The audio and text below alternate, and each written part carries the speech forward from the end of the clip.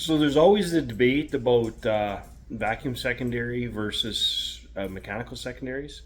I've messed around a little bit with both, but never really direct comparison.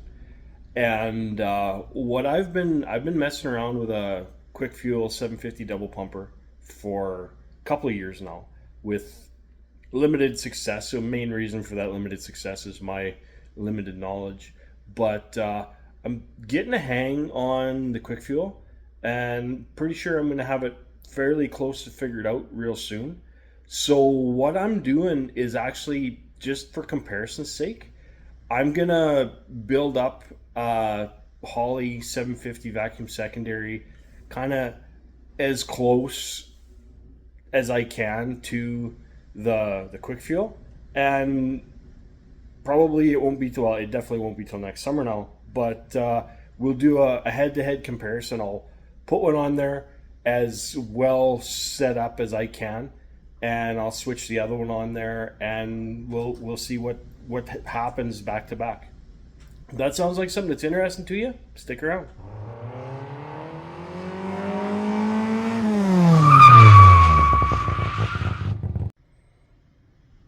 So this here's what I'm starting with. It's a Holley. What, I don't know if we're gonna be able to see the list number on it or not. 3310. So it's a 750 vacuum secondary. Some people say they're a 780. That could be, whatever. Either way, this is what I'm working with. It's got the manual choke. I'm thinking at the end of the day I might actually put my electric choke on this thing, but that's a story for another day. Anyway, I added this already, and it's just the quick change for the secondary springs.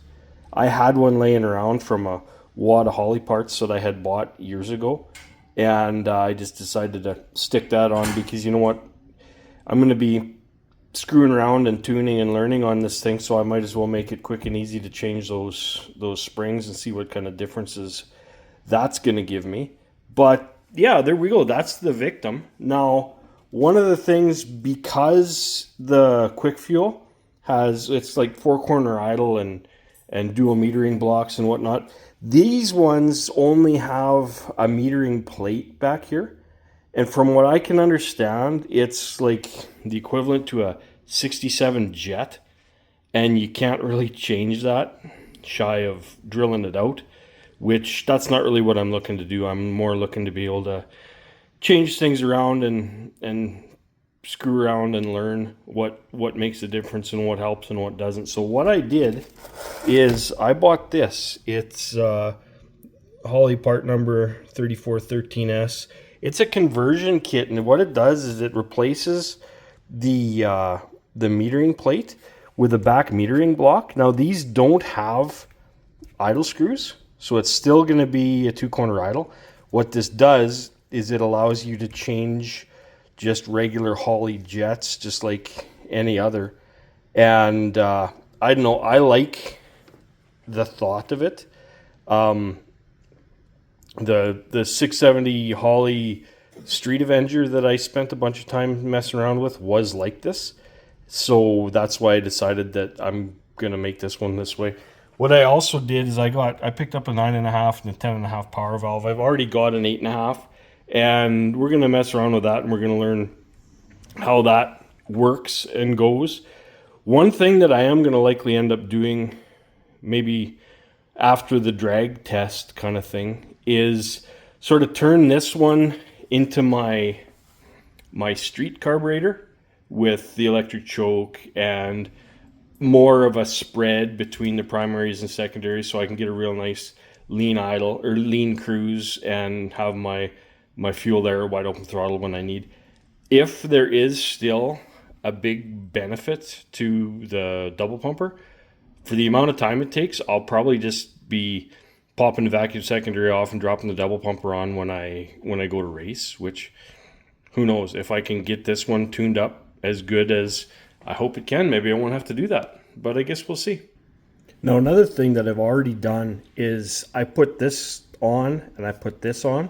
So just in an effort to be able to bolt one off, bolt one on kind of thing. This is going to be what connects to my my throttle cable, and this is going to be what connects to my kickdown cable. I want to make it as quick and easy and simple to do a back-to-back comparison. Basically, make one good run with the one carb, zip back to the pits, swap them out quick, and then make another good run with the other carb. There's a few differences. Well, there's probably a lot of differences, even ones that I don't know about. But this one, I mean, it's only got the single squirter. So we're going to have to see what size that is. This carburetor to it also, it does not have the down leg boosters, which, I mean, I'm not smart enough to really know how much of a difference that makes. But you see how these ones, they just kind of go straight across flat. And the quick fuel, they actually step down and they're further deep down into the venturi, supposedly to get more signal. So that might affect the way one works versus the other. But, you know, that's what we're doing this for. We're learning, and we're going to figure out what makes which one better and what makes which one better in which situations. So that's good. So there's the metering plate on the secondary side of this 3310 Holley. I'd be lying if I know exactly. Actually, I think the orifices where the fuel goes in, like the jets, I think they're down here. But what's one thing I just kind of realized when I popped this off, in order to make everything as equal and same as possible, I'm gonna have to pick up a set of jet extensions for the secondary side, and also that this is the float for it, and it I'm gonna have to change that float too to work with the jet extensions. There's little holes or little reliefs in it so that it allows the float to come all the way down with the jet extensions in place. So, oh well, just a little more money, what the heck. So to get these out of here, you see they're kind of a funky little screw head on them, but I'm sure there's probably some kind of special tool you can buy. But for the one time in the world I'm going to do this, I just found this flat screwdriver, and these things are not, I'm amazed how not tight they are, and they screw out like any other screw. So that should be no problem. Just let me pop that off, and it's not necessarily a one-handed job, so I'll be right back. Now there's this piece, which, like I said, right down there, that's your orifices for your jets.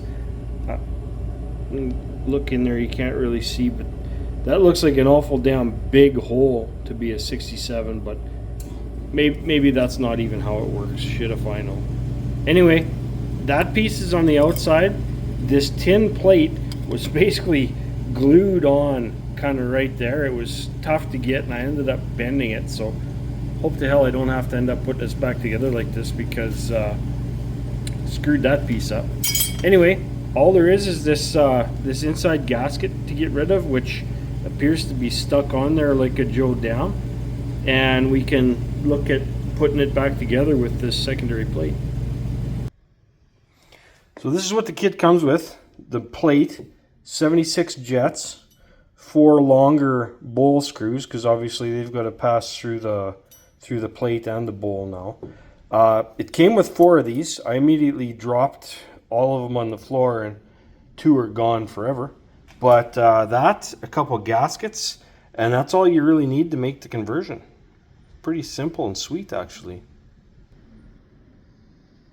Now, just a note, this plate has no power valve, and it doesn't have the replaceable little jets in and along here and whatnot, like the fancy ones and like the quick fuel and the billet metering blocks have.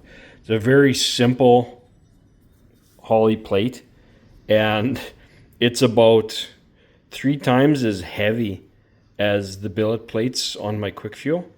But you know, that's not what this is about. It's not about having the most high zoot and blah blah blah.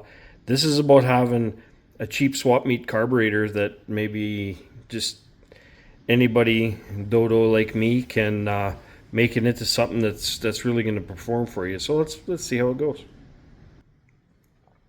Now, another thing, these come with real nice Holley bowl gaskets. And you can see right by my thumb there, it's got the passage that's for the squirter. Now it's not used on this because obviously vacuum secondary doesn't have a secondary side squirter.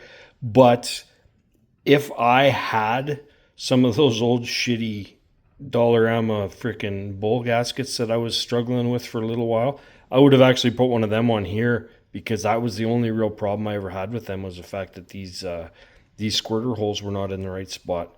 But you know what? Like, fortunately, unfortunately, I'm out of those friggin' things. So I guess this one will go on here just like God intended. Now, just like in the back, this is a very simple metering plate. It does obviously have the power valve provision on this one, but other than that, it's just like that other one in the front. It's got a set of 70 jets in it, and that's what I'm going to leave in it. And that's going to be a good starting point for what I want to do with it. I'm going to up the power valve size to probably a 9.5, because I got a lot of vacuum in my engine, and I do drive it on the street a lot, so drivability is important to me. So I'm just, I usually like the higher power valve numbers. I got an 8.5 in the other one, and I could try even higher in that one too, just for smooth transition. But for now, that's what this one's going to get. It's going to get 9.5 power valve. It's going to get the jets left alone, and really all I'm going to do is just put new gaskets in it and send it. So that's the difference. That little thing right there. It don't look like much, but it certainly does help you if you like to mess around with tuning and whatnot of these things. One thing to note, if you've got one of those hard-lined Holley fuel feeds, you're going to have to get a different one. You're going to have to get the one for the longer carburetor. That's the one thing that I never thought of the first time I pissed around with one of these. But that's okay in a sense to me, because now realistically, dimensionally, my two carbs will be the same.